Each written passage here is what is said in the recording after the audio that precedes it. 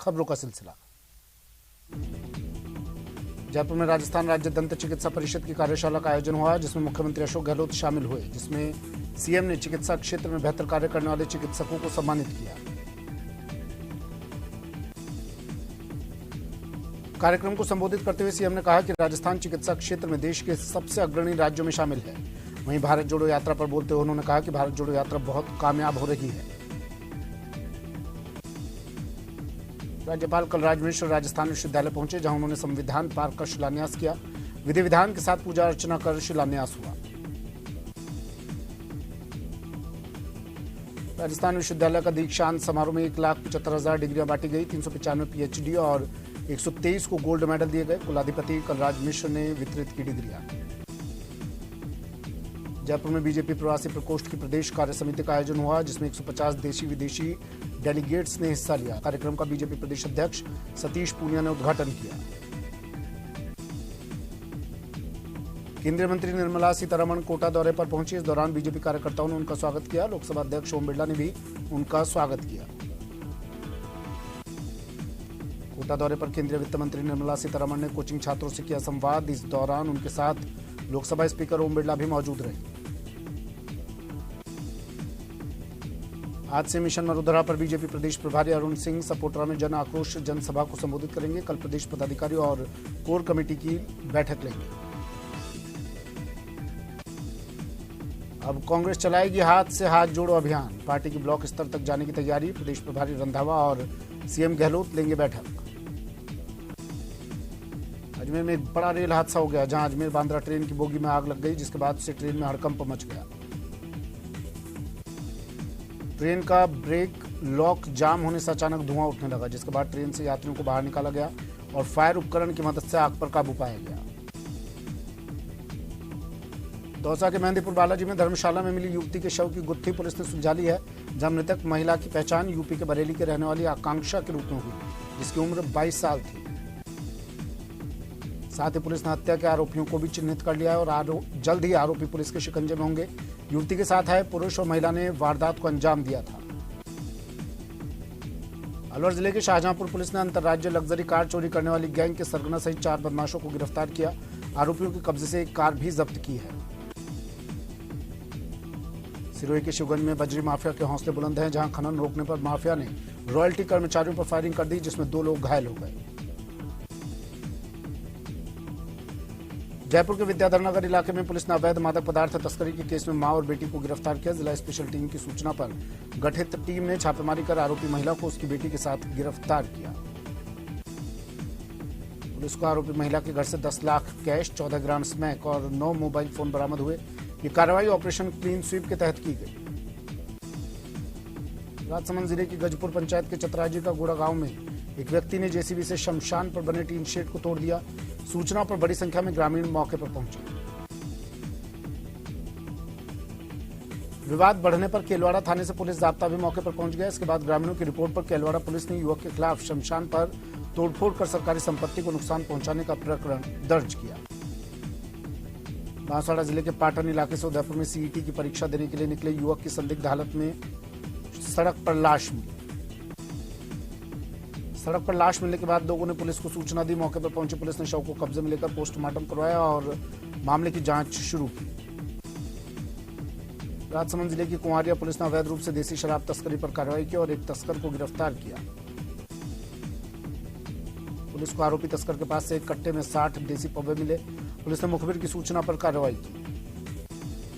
बांसवाड़ा में राह चलते हुए महिला मजदूर का पैर चाइनीज मांझे से कट गया, जिसके बाद उसे अस्पताल पहुंचाया गया, जहां उसका इलाज किया गया। कोटा में आवारा मवेशियों का आतंक थमने का नाम नहीं ले रहा। शहर के बीच लड़ते हुए आवारा मवेशियों की तस्वीरें सामने आई है। शहर के छावनी इलाके में 2 सांडों की जमकर भिड़ंत हो गई।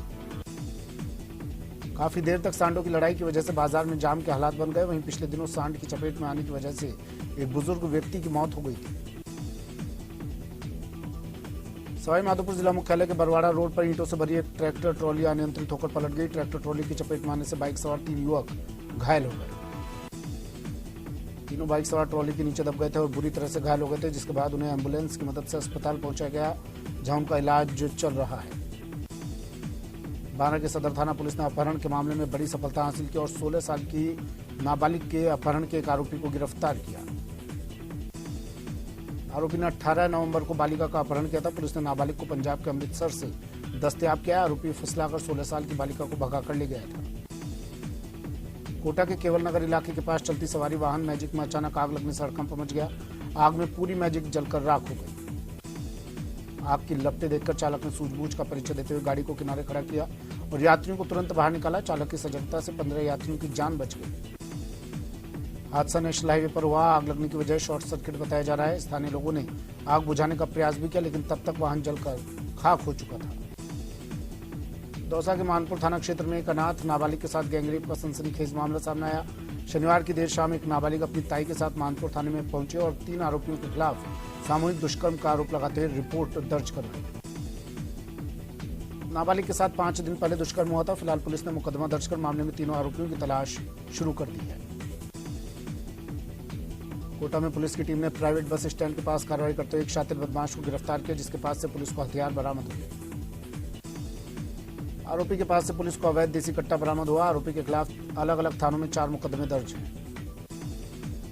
अलवर के बहरोड में लोगों ने पुलिस की कार्रवाई के विरोध में थाने का घेराव किया। पुलिस ने कई सामाजिक कार्यकर्ताओं को हिरासत में लिया है। दौसा में महिला की मौत मामले को लेकर जमकर हंगामा हुआ। महिला के शव को लेकर ग्रामीण थाने पर पहुंचे और जमकर हंगामा किया। 8 दिन पहले महिला का मिस अबॉर्शन हुआ था और महिला की तबीयत खराब होने के बाद उसे जयपुर रेफर किया गया था, जहां देर रात महिला की मौत हो गई। कोटा की गुमानपुरा पुलिस ने गांजे की तस्करी पर बड़ी कार्रवाई की है। पुलिस ने गांजे के साथ एक आरोपी को गिरफ्तार किया, जिसके पास से 21,000 कैश बरामद हुआ। आरोपी तस्कर शिवाजी कॉलोनी का रहने वाला है। पुलिस की टीम ने छावनी इलाके में तफ्तीश देकर आरोपी को गिरफ्तार किया। आरोपी से गांजे की खरीद फरोख्त के बारे में पूछताछ जारी है। श्रीगंगानगर में साधुवाली के पास गंगा नहर में भीषण हादसा हो गया, जहां गंगा नहर में एक कार गिर गई, जिसमें 3 लोगों की मौत हो गई। नहर में डूबे 3 मृतकों के शव को बाहर निकाला गया। मरने वालों में एक युवक पंजाब का रहने वाला है, जबकि बाकी 2 साधुवाली के ही रहने वाले थे। झुंझुनू के नवलगढ़ में राजकीय महाविद्यालय के छात्र संघ अध्यक्ष मधुसूदन का एक वीडियो सोशल मीडिया पर जमकर वायरल हो रहा है। वायरल वीडियो में छात्र संघ अध्यक्ष मधुसूदन महाविद्यालय के एक संविदा कर्मचारी को आंख निकालने की धमकी दे रहा है। इस दौरान छात्र संघ अध्यक्ष मधुसूदन ने कर्मचारी के साथ गाली गलौज भी की। बताया जा रहा है कि संविदा कर्मी ने कुछ छात्रों को सेल्फी लेने से टोका था। सवाई माधोपुर पुलिस अधीक्षक सुनील कुमार विश्नोई ने एसपी कार्यालय में जिले के आला पुलिस अधिकारियों की क्राइम बैठक की। क्राइम बैठक के दौरान अतिरिक्त पुलिस अधीक्षक Himanshu Sharma, CO city Rajveer Singh Champawat, CO ग्रामीण अनिल डोरिया सहित जिले के विभिन्न थानों के थानाधिकारी मौजूद रहे।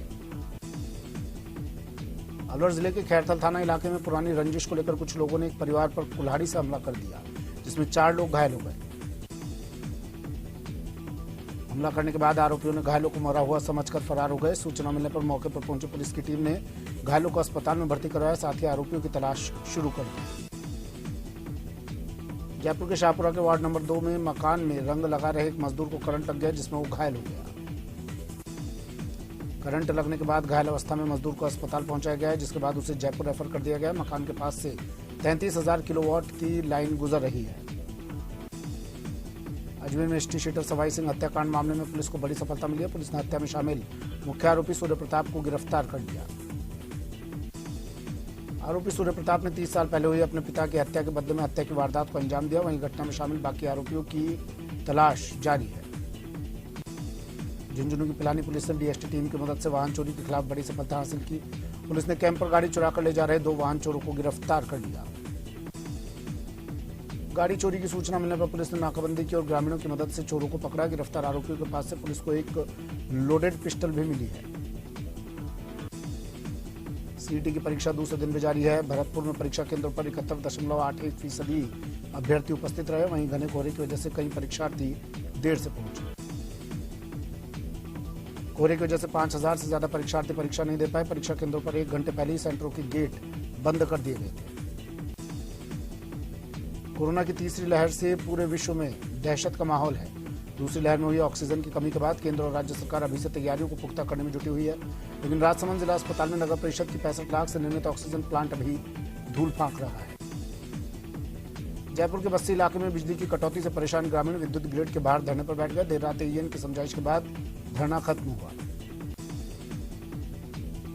करीब 5 घंटे की समझाइश के बाद देर रात को मामला शांत हुआ। ग्रामीणों ने कटौती से नाराज होकर विद्युत ग्रिड पर ताला जड़ दिया था। बाड़मेर के सदर थाना में एक घर में लगातार 3 दिन से आसमान से पत्थर बरस रहे हैं, जिसकी वजह से परिवार में डर का माहौल है। हालांकि इसमें किसी शरारती तत्व की करतूत की आशंका है। दौसा के 20 विद्यार्थियों का एरोप्लेन में बैठने का सपना साकार होगा। मंत्री मुरारी लाल मीणा की पहल पर बच्चों का पूरा हो रहा हवाई सपना। मंत्री मुरारी लाल मीणा निजी खर्चे से उत्कृष्ट विद्यार्थियों को हवाई यात्रा करवाएंगे। कोटा होकर जाने वाली जोधपुर भोपाल जोधपुर एक्सप्रेस इंटरलॉकिंग कार्य के कारण निरस्त किया गया। कोटा में बीजेपी किसान मोर्चा के कार्यकर्ताओं ने देर रात कोटा शहर में रैन बसेरों का जायजा लिया, जहां उन्हें रैन बसेरों में काफी गंदगी और पानी की कमी देखने को मिली। बीजेपी किसान मोर्चा के राकेश नायक ने बताया कि वर्तमान में कोटा शहर में सर्दी के समय पारा निम्नतम स्तर पर है। साथ ही 2 दिनों तक परीक्षा के कारण कई युवा स्टूडेंट कोटा आए हैं। ऐसे में रैन बसेरों में व्यवस्था ठीक होनी चाहिए। डूंगरपुर शहर के लक्ष्मण मैदान में आज से जैन नवयुवक मंडल की ओर से 8 दिवसीय जैन प्रीमियर लीग क्रिकेट प्रतियोगिता का आगाज हुआ। इस दौरान जैन नवयुवक मंडल और जैन समाज के पदाधिकारियों ने क्रिकेट प्रतियोगिता का आगाज किया और खिलाड़ियों से भेंट की। लेक सिटी उदयपुर के सुखाड़िया रंगमंच पर all India dancers association Kathak आश्रम उदयपुर, दिव्य ट्राइब और बीबी क्रिएटिव वर्ल्ड की ओर से आयोजित 5वें अंतर्राष्ट्रीय क्लासिकल डांस फेस्टिवल में रायपुर के कथक ग्रुप ने समा बांधा। राजसमंद भीलवाड़ा बॉर्डर पर श्री खजूरिया श्याम मंदिर परिसर में हजारों भक्तों का तांता लगा रहा। परिसर में श्रद्धालुओं की भारी भीड़ की वजह से लंबी लाइन लग गई।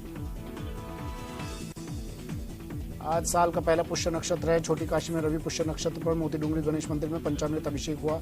शहर के गणेश मंदिरों में भी श्री भगवान गणेश की मनुहार होती है। जवाहर कला केंद्र की ओर से आयोजित हो रहा भाव सलीला गायिका संपत सैनी और लखनऊ घराने की कथक नृत्यांगना डॉक्टर विधि नागर ने सदियों से बहती संतों के भाव की सरस सलीला में गोते लगाने को मजबूर कर दिया। सर्दी बढ़ चुकी है। हाड़ कंपा देने वाली ठंड ने गर्म कपड़ों की जरूरत बढ़ा दी। लोग गर्म कपड़े पहन और अलाव सेक कर ठंड से बचने का प्रयास कर रहे हैं। मंदिरों में नारायण भी अब गर्म वस्त्रों में दर्शन दे रहे हैं। धौलपुर जिले के बाड़ी शहर की श्रद्धा का केंद्र मां राजराजेश्वरी मंदिर का जीर्णोद्धार कार्य आखिर 7 साल बाद पूरा हो चुका है और आज से मां राजराजेश्वरी की प्रतिष्ठा को लेकर 8 दिवसीय हवन पूजन और दिव्य प्राण प्रतिष्ठा का कार्यक्रम भी शुरू होने जा रहा है। राजस्थान में सर्दी का सितम बरकरार। कई जिलों में शीतलहर और पाला पड़ने की संभावना। 12 जिलों में सर्दी का येलो अलर्ट जारी। जैसलमेर में सर्दी का असर बढ़ता जा रहा है। कड़ाके की ठंड के बीच लोग अपने घरों में दुबकने को मजबूर हैं। तापमान में गिरावट और कोहरे के चलते लोग परेशान नजर आ रहे हैं। सीकर में तापमान लगातार माइनस में चल रहा है और पिछले 5 दिन से पारा जमाव बिंदु से ऊपर नहीं आया है। इस वजह से फसलों को जबरदस्त नुकसान हो रहा है। मीडिया रिपोर्ट्स के मुताबिक कियारा आडवाणी और सिद्धार्थ मल्होत्रा जल्दी शादी करने वाले हैं। दोनों जैसलमेर में 6 फरवरी को शादी के बंधन में बंध सकते हैं।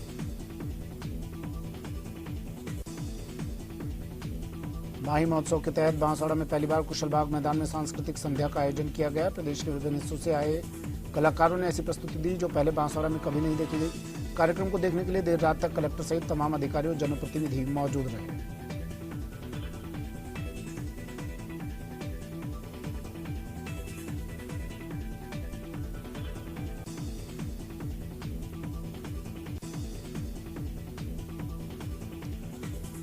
हनुमानगढ़ जिला आज कोहरे के आगोश में लिपटा रहा। जिले में कई दिनों बाद तेज कोहरे से जीरो विजिबिलिटी की स्थिति पैदा हुई और वाहन चालकों को भारी परेशानी का सामना करना पड़ा।